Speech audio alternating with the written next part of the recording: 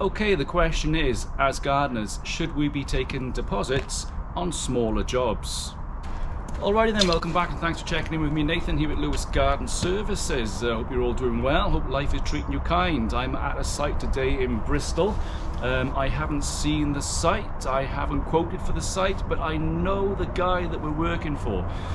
I know that I'll put a fair invoice in and he will pay it. Now that leads me to the question of smaller jobs, people we've not worked for, should we be taking deposits for work? I know if you're a landscaper, if you're a builder, then generally you have a payment plan, so once you get to that last bit of the build, the payment's more or less completed. But for kind of me, for a lot of people like me, my small business, I've always been along the lines of pay at the end, you're fine.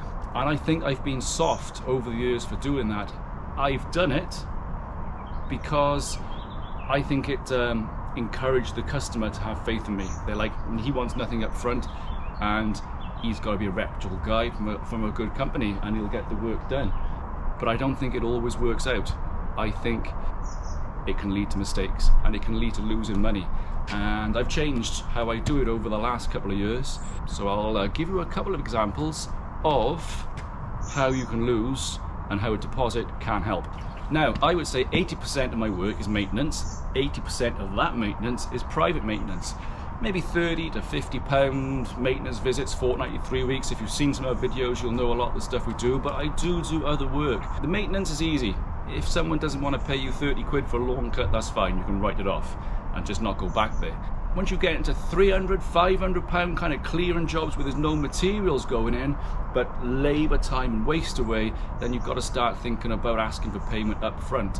I've done a few jobs recently and I've said to the customer, listen, we'll give you a date, sometime in the week beforehand, I'll invoice you for half the payment, 50%, and then that's paid. We'll do the work, you pay once it's done. And that kind of makes it easy for me because I know for whatever reason, if the person doesn't want to pay, I'm not too down.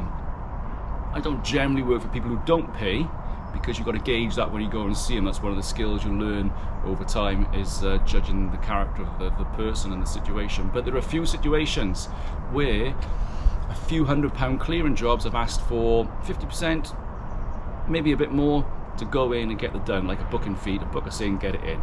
It's not for anybody cancelling last minute. If they cancel last minute, I got tons of job, I can slot them in. It's for the fact of they might not pay afterwards. And they're not going to pay because I haven't done a good job, we do a good job.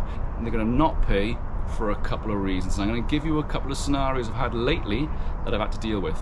First one, go and see a job, overgrown garden, can you get it done by so-and-so date? Yeah, I'll fit you in, fine. Go there, take pictures beforehand, which I always do, get the work done, take pictures afterwards, send them to the customers, say, listen, I've done the work, hope you're happy, it's all tidy, I'll leave an invoice or I'll email an invoice, and thanks.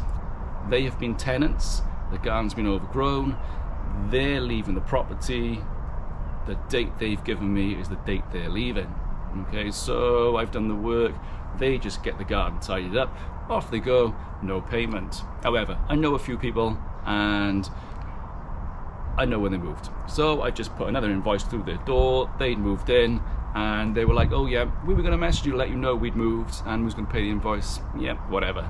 Second one, go and see a job, meet the new customer, same thing, overgrown garden, perfect. Agree a price, agree a time, half a day, load of waste, pictures at the end, send them, hope you're happy, left you an invoice. Thanks Nath, how do you want payment? Do you want to call around for cash or is it a bank transfer? Bank transfer is great, it's all on the sheet, details are on there, fine, no worries. But a week later, hi Nath, I've had some unexpected bills. I didn't ask. Unexpected bills to me is there's been a leak or an electrical problem or an appliance broke down, it happens, yeah? So, I've had unexpected bills, I see on your invoice it's 30 days payment.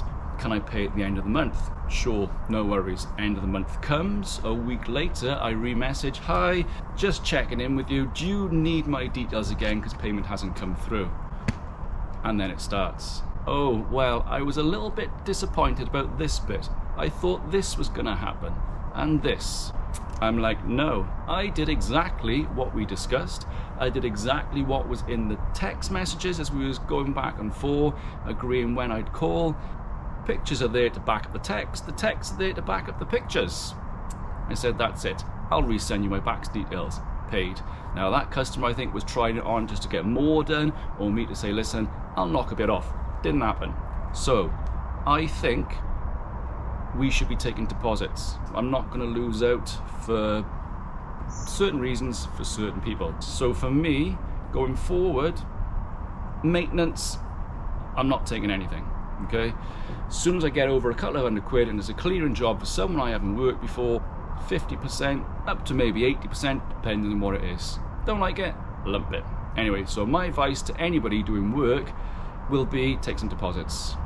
It might take a bit of getting used to, it might go against what you kind of like to do, but I think in today's world, with the price of anything, we should be taking deposits.